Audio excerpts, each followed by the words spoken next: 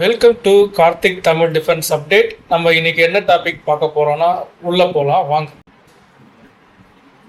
China பிரம்மபுத்திரால ஒரு mega அணியை கட்டிட்டு வராங்க.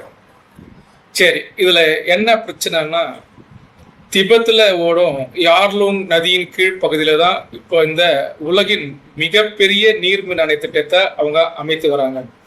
இந்த நதி இந்தியா நுழைந்த பிறகு பிரம்மபுத்திரா என்று அழைக்கப்படுகிறது. 2025 சீனா இந்த திட்டத்தின் கட்டுமானத்தை அதிகாரப்பூர்வமாக தொடங்கினாங்க. இது உலகில் மிகப்பெரிய திட்டம், நீர்மின் திட்டமாக கருதப்படுகிறது. திபெத்தில் உள்ள யார்லுங் சாப்போ ஆற்றின் கிரேட் பெண்ட் என்ற பகுதியில் இந்த திட்டம் அமைக்கப்படுகிறது. இது நம்ம இந்தியாவோட அருணாச்சல பிரதேச எல்லைக்கு மிக அருகில் இருக்கும் என்று கூறப்படுகிறது. பின்பு இந்த நதி இந்தியாவில் நுழைந்த பிறகு சியாங் எனவும் பின்னர் பிரம்மபுத்திராவும் எனவும் அழைக்கப்படும். இந்த அணையின் அளவு என்ன அப்படின்னு பார்த்தீங்கன்னா சுமார் 60 ஜிகாவாட்ஸ் மின்சார உற்பத்தி திறன் கொண்டது. அதாவது 60,000 மெகாவாட். அதாவது உலகில் மிகப்பெரிய நீர்மின் நிலையமான 3 ஜார்ஜ் டேமை விட இது பல மடங்கு சக்தி வாய்ந்ததாக இருக்கும் என்று சொல்லப்படுகிறது. வருடத்திற்கு சுமார் 300 பில்லியன் கிலோவாட் பெர் யூனிட் கரண்ட்டை உற்பத்தி பண்ண முடியும் அப்படின்னு சீனா சொல்லுகிறது. சரி, இதனால இந்தியாவுக்கு என்ன பிரச்சனை அப்படின்னு பார்க்கும்போது முக்கியமான பிரச்சனை நீர் கட்டுப்பாடு. அப்ஸ்ட்ரீம், அதாவது சீனா மேல் நாட்டு நாடாக இருப்பதால நதியின் ஓட்டத்தை ஓரளவுக்கு அவனால கட்டுப்படுத்த முடியும். கவலை தவிர விஷயம் என்னன்னா வறட்சி காலங்களில் நீரோட்டம் குறையவும் நீர் வெளியீடு வெள்ள அபாயத்தை இது கண்டிப்பாக உருவாக்கணும் சொல்கிறாங்க. நம்ம தேசிய பாதுகாப்பு நிபுணர்கள் என்ன கூறுறாங்க, எதிர்காலத்தில் சீனா இந்தியா பதற்ற சூழ்நிலையில் இந்த ஒரு திட்டத்தை அவங்க வார் கருவியாக பயன்படுத்தலாம் அப்படின்னு சொல்லப்படுகிறது.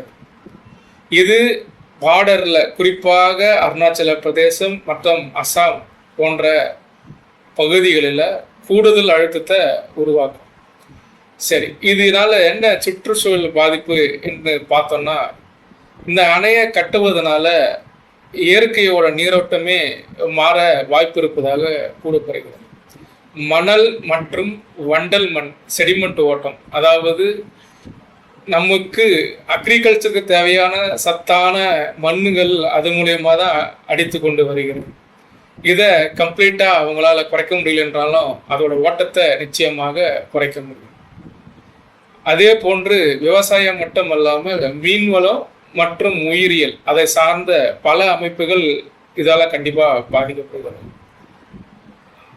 குறிப்பாக அசாம் மற்றும் வங்கதேசத்தில் நதி சார்ந்த விவசாயங்கள் கண்டிப்பாக பாதிக்கப்படும் என்று கூறப்படுகிறது. சரி, சீனா இதை பற்றி என்ன கூறுகிறது அப்படின்னு பார்க்கலாம் வாங்க. சீனாவின் நிலைப்பாடு என்னன்னா இது ஒரு நீர்மின் திட்டம் மட்டுமே அப்படின்னு அவங்க சொல்றாங்க. இதனால கீழ்நாட்டு நாடுகளுக்கு எந்த பாதிப்பும் இருக்காது.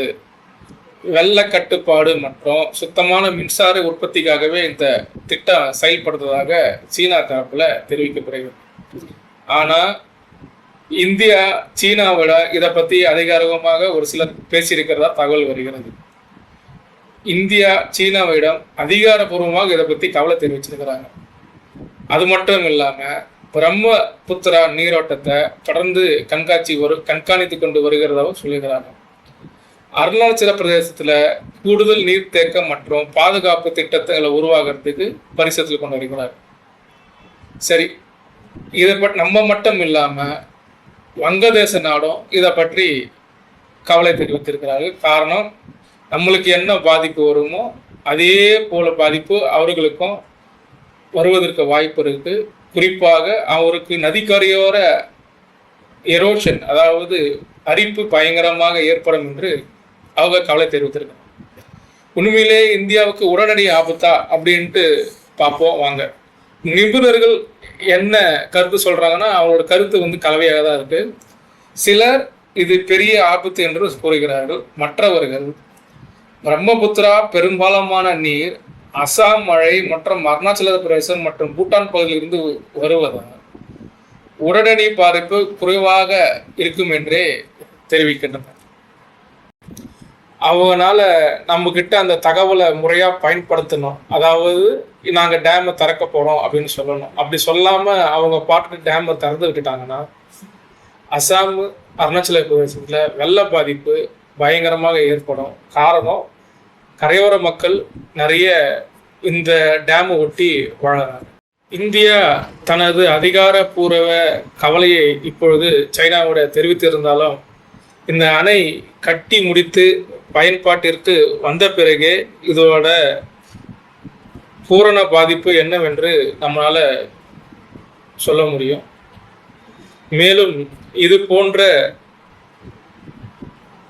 ஜியோ பொலிட்டிக்கல் விளாக் மற்றும் டிஃபென்ஸ் அப்டேட்டுகளுக்கு கார்த்திக் தமிழ் டிஃபென்ஸ் அப்டேட்டை தொடர்ந்து பாருங்க, சப்ஸ்கிரைப் பண்ணுங்க, ஷேர் பண்ணுங்க, லைக் பண்ணுங்க. நன்றி, வணக்கம்.